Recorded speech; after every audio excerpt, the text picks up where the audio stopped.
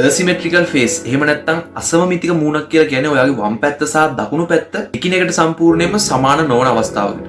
සරලවම කිව්වොත් ඔයාගේ මූණ මැදින් රේඛාවක් ඇන්දොත් දෙපැත්තේ තියෙන ඇස්, කන්, ඇහිබෙම සහ ජෝ ලයින් එකම මට්ටමක එහෙම නැත්නම් එක හැඩයක නොතිබීම.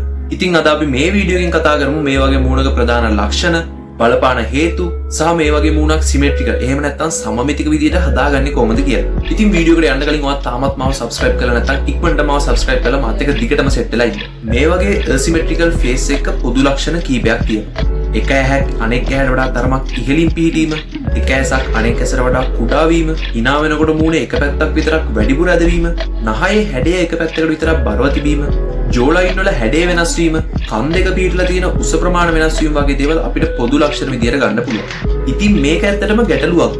ලෝකේ කිසිම මිනිස්සෙකුගේ මූණ 100% සමමිතික නැහැ. ඕනිම කෙනෙක්ගේ පුංචිම හරි අසමමිතික ගතියක් තියෙනවා. ඒක සාමාන්‍ය දෙයක්. හැබැයි හදිස්සියෙම ඔයාගේ මූණ එක පැත්තක් ඇදවෙන්න හරි හිරිවැටෙන් හරි ගත්තොත් ඔයා ડોක්ටර් කෙනෙක් ගාවට ගිහින් උපදෙස් ගන්නත් අමතක කරන්න එපා.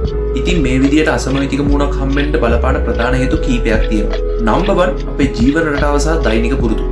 අපි නොදැනුවත්වම අපි දිනපතා කරන සමහර දේවල් කාලයක් තිස්සේ එක දිගට කරන එකෙන් අපේ මූණේ හැඩය වෙනස් වෙන්න පුළුවන්.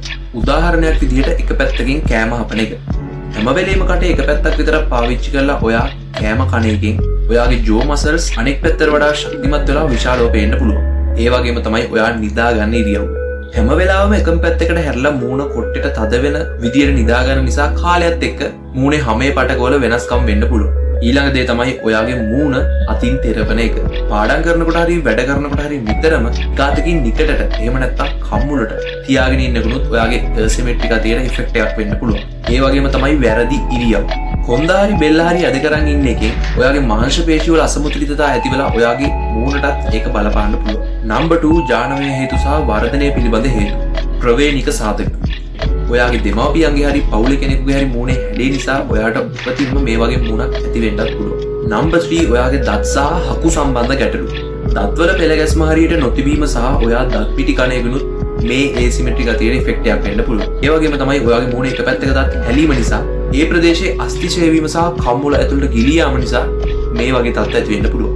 නම්බර් 4 ඔයාගේ සෞඛ්‍ය තත්ත්වය.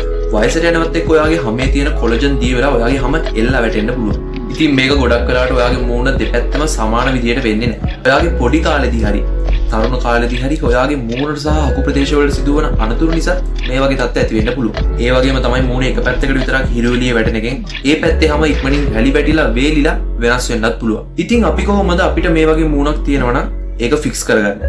නම්බර් 1 ඔයාලට පුළුවන් ෆේස් එක්සර්සයිසස් කරන්න. ඉතින් ෆේස් එක්සර්සයිස් කරන්නේ කොහොමද කියලා ඔයාලට හරියටම දැනගන්න ඕන නම් පාලින් කමෙන්ට් එකක් දාන්න. මම වෙන වීඩියෝ එකකින් ඔයාලට ඒ ගැන කියලා දෙන්න. නම්බර් 2 ඊළඟට පුළුවන් අපිට වෛද්‍ය ප්‍රතිකාර වලට යන්න. උදාහරණ විදිහට ඩර්මල් ෆිලර්ස්. මූණ එක පැත්තක විතරක් පටක අඩු නම් එහෙම නැත්නම් මූණ එක පැත්තක් විතරක් ගිලිලා තියෙනවා නම් ඔයාලට ෆිලර්ස් පාවිච්චි කරලා ඔයාගේ මූණ බැලන්ස් කරගන්න පුළුවන්. ඊළඟ දේ තමයි බොටොක්ස්.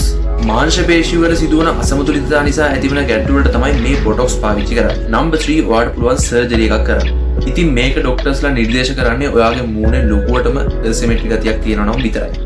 ඉතින් ඔයාලට තියෙන්නේ asymmetric මූණක් නම් ඒ ගැන හිතේට පොරි වෙන්න එපා. මොකද මේ ලෝකෙ ඉන්න කාගේවත් 100%ක් මූණ සමමිතික නැහැ. ඉතින් මං හිතනවා ඔයාලට මේ වීඩියෝ ගොඩක් වැදගත් වෙන්න ඇති කියලා. එහෙනම් good luck. මේ වීඩියෝ එකට like කරන්න, comment කරන්න, share කරන්නත් අමතක කරන්න එපා.